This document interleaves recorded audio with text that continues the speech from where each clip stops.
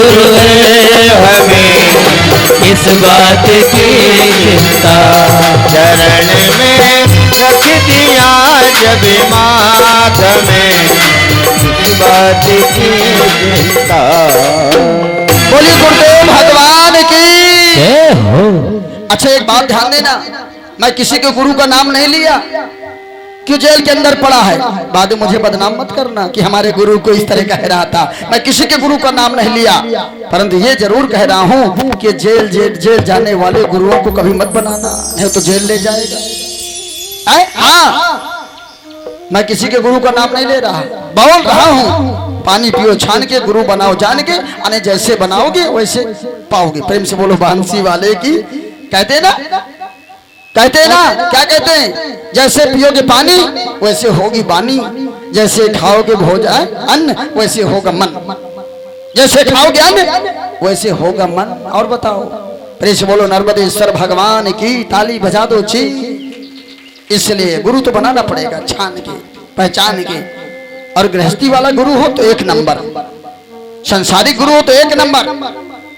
याद रखना, मैं नाराज नहीं कहता किसी की शादी नहीं हो तो कोई नाराज हो जाए, परंतु आपको बता रहा हूं, पंडित हो, ब्राह्मण हो, गुरु हो, संत हो, महात्मा हो, ऋषि हो, विद्वान हो, शास्त्री हो, कथा व्यास हो, महात्मा हो, तो याद रखना शादी वाले अच्छे होते बिना शादी वाले।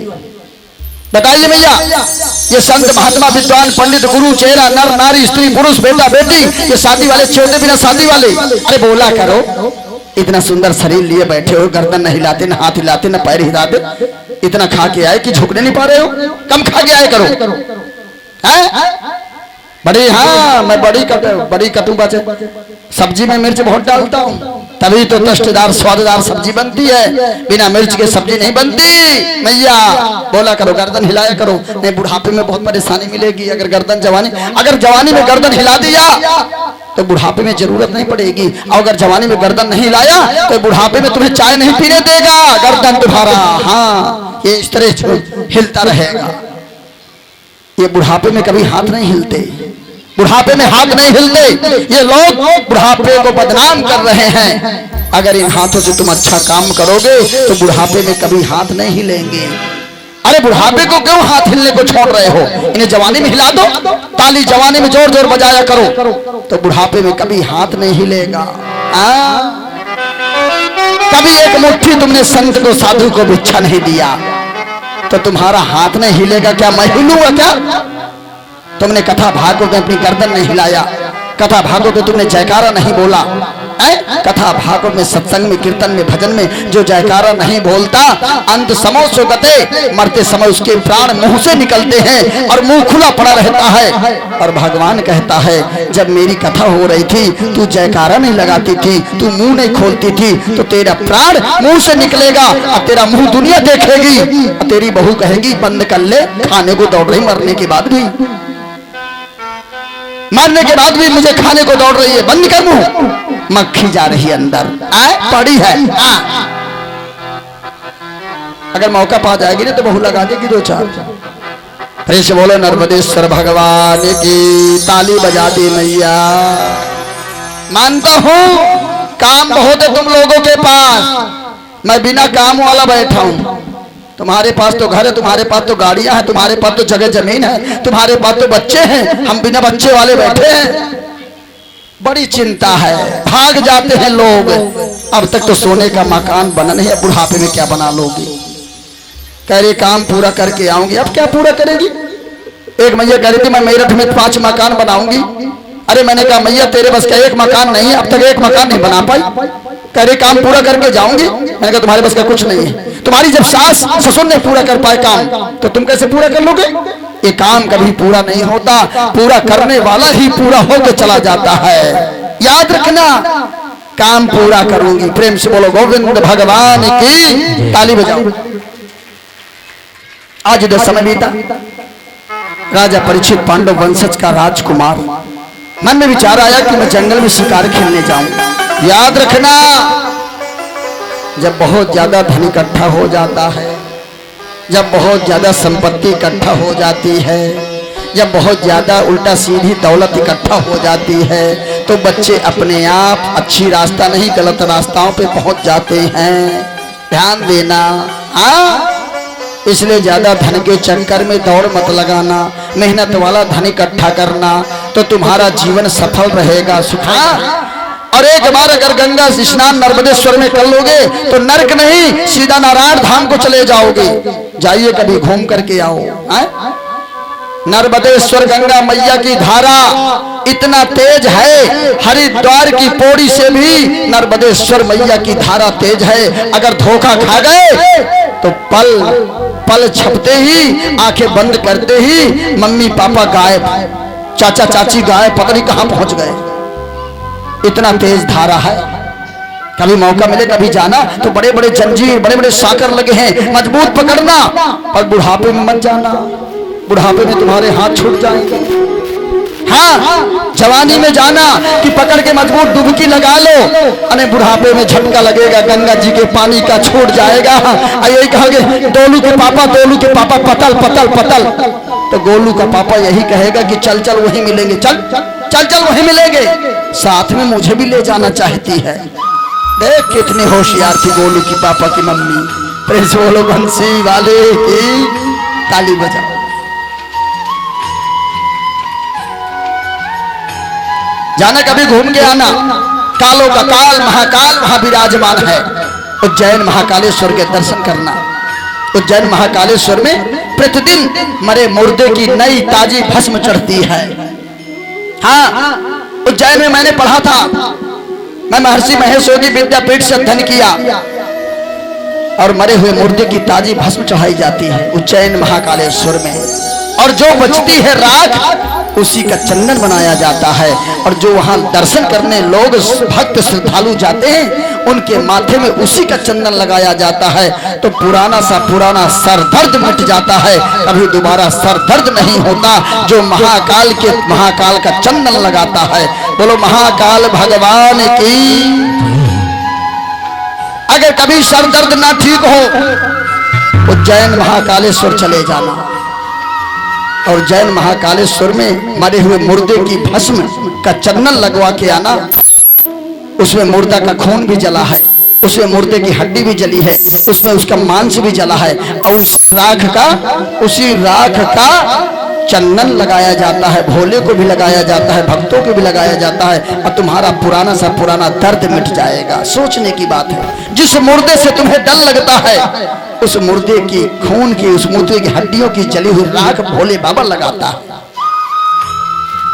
हाँ, और तुम्हारे एक बार लग गई ना तो तुम्हारा सर दर्द जिंदगी भर के लिए खत्म हो जाएगा। चाहिए कभी मैं 4-4 घंटा बोलता हूं, अगर मेरा सर दर्द करने लगे तो हो गया काम।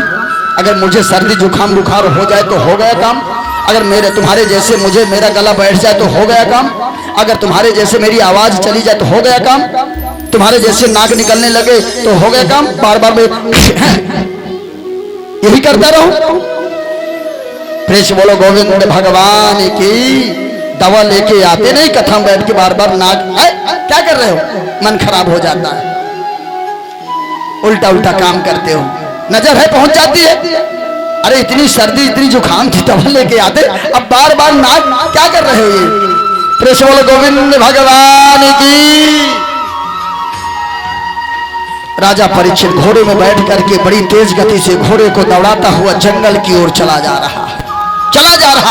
अश्वराज घोड़े पे बैठ करके बड़ी तेज गति से दौड़ाता हुआ चला जा रहा है। अब बताइए। हाँ, ब्रह्म मुरारी सुराचित लिंगम निर्मल भाषित शोभित लिंगम जन्मे दुख विनाशक लिंगम तत्प्रणमामि सदा शिव लिंगम। ब्रह्म मुरारी सुराचित लिंगम निर्मल भाषित शोभित लिंगम जन्मे दुख विनाशक लिंगम तत्प्रणमामि सदा शिव लिंगम। ताली बजाओ, इस मंत्र का जाप किया करो, तुम्हारे घर में बीमारी नहीं आएगी। मुरारी सुराचित लिंगम निर्मल भाषित शोभित लिंगम जन्मे दुख विनाशक लिंगम प्रणमामि सदा शिव लिंगम सदा शिव लिंगम सदा शिव लिंगम। बोली बाबा महादेव की। इस मंत्र का जप किया करो। ब्राह्मण नहीं मिलते कथा व्यास, 10 लाख रुपए दे देना। हाँ, बहुत बड़ा मैं भाग्यशाली हूं जो आप लोगों की सेवा में लगा। याद रखना, टके शेर भाजी टके शेर खाजा अंधेर नगरी चौपट राजा। जहां देना था वहां दिया नहीं, और जहां नहीं देना वहां लुटा दिया। क्या मतलब निकलता है? लुटा दो। 100 रुपए दान करोगे और 100 रुपए का अगर घी, हाँ, और उस 100 रुपए के नोट से अगर मैं लेकर के घी जला दूंगा जोत में, तो जो जोत जलेगा उसका आशीर्वाद तुम्हें मिलेगा जिसकी नोट होगी। और तुमने अगर 100 रुपए किसी को दे दिया और तुम्हारी नोट से उसने एक बोतल लेके पी लिया और फिर भगवान को गाली दे रहा है, तो चिंता मत करो, उसके पाप के भागी तुम बन रहे हो जिसने नोट पीने के लिए दिया है। ऐसे थोड़ो एक मैया कह रही थी हमने कभी पाप ही नहीं किया। हाँ, तुमने पाप नहीं किया, तुमने पीने वालों को दान किया, तुमने पीने वालों का, तुमने पीने वालों को नाच दिया, तुमने पीने वालों को कपड़ा दिया, तुमने पीने वालों को बोतल दी, पैसा दिया। वो पी पी के भगवान का अपमान कर रहा, भगवान को शब्द बोल रहा, भगवान को गाली दे रहा, तो उसका फल तुम्हें मिलेगा। ऐसे थोड़ो है। प्रेम से बोलो गोविंद भगवान की। तो दान भी सोच समझ के किया करो। मैं नहीं कहता कि हमारी कथा में करो, पहले ही बोला होगा मैं। तुम्हें दान करना, चले जाओ हरिद्वार, चले जाओ ऋषिकेश, गौशाला में चले जाओ, बद्रीनाथ चले जाओ, केदारनाथ चले जाओ, वैष्णो माता चले जाओ, चित्रकूट चले जाओ। बड़े बड़े दान पात्र रखे हैं, पैसे वाले तुम लोग हो, और वहां 2-4 लाख रुपए चुपचाप दान पात्र। कोई नहीं कहेगा, कोई पंडित तुम्हें ये नहीं कहेगा कि इसमें 100 रुपए डाल दो, तुम चाहे उसमें 10 लाख चुपचाप डाल के चले आओ। कौन? कोई नहीं देख रहा, केवल डालने वाला देख रहा, और केवल जिसके सामने डाल रहे हो जो बैठा है वो देख रहा। सिर्फ भगवान देख रहा और डालने वाला देख रहा, बस कोई नहीं देख रहा दुनिया। उसे कहते गुप्त दान। प्रेम से बोलो गोविंद भगवान की जय। है आज राजा परीक्षित घोड़े में बैठ करके चला गया। जब गया तो आम का वृक्ष था, आम के वृक्ष के नीचे एक गाय और बैल आपस में बात कर रहे हैं। गाय और बैल आपस में बात कर रहे हैं। गौ माता कह रही जो मेरे स्तनों का दूध पान करता था आज वही मुझे मारता है, वही मुझे पीटता है, वही मुझे परेशान करता है। हाँ, आपस में गाय और बैल आपस में बात कर रहे हैं। सतयुग में पशु बोलते थे, सतयुग में पंछी बोलते थे। अगर ये झोटा आपके घर में जो झोटा है ना, सतयुग में अगर इसे भूख लगती थी ना तो ये भी कहता था माँ मुझे भोजन दे दे। ये झोटा किसकी सवारी है? ये झोटा भैंसा किसकी सवारी है? मैया यमराज की सवारी है। हाँ, यमराज की सवारी घर के अंदर, यमराज की सवारी पंखे के अंदर, यमराज की सवारी को साबुन तेल निरमा शैम्पू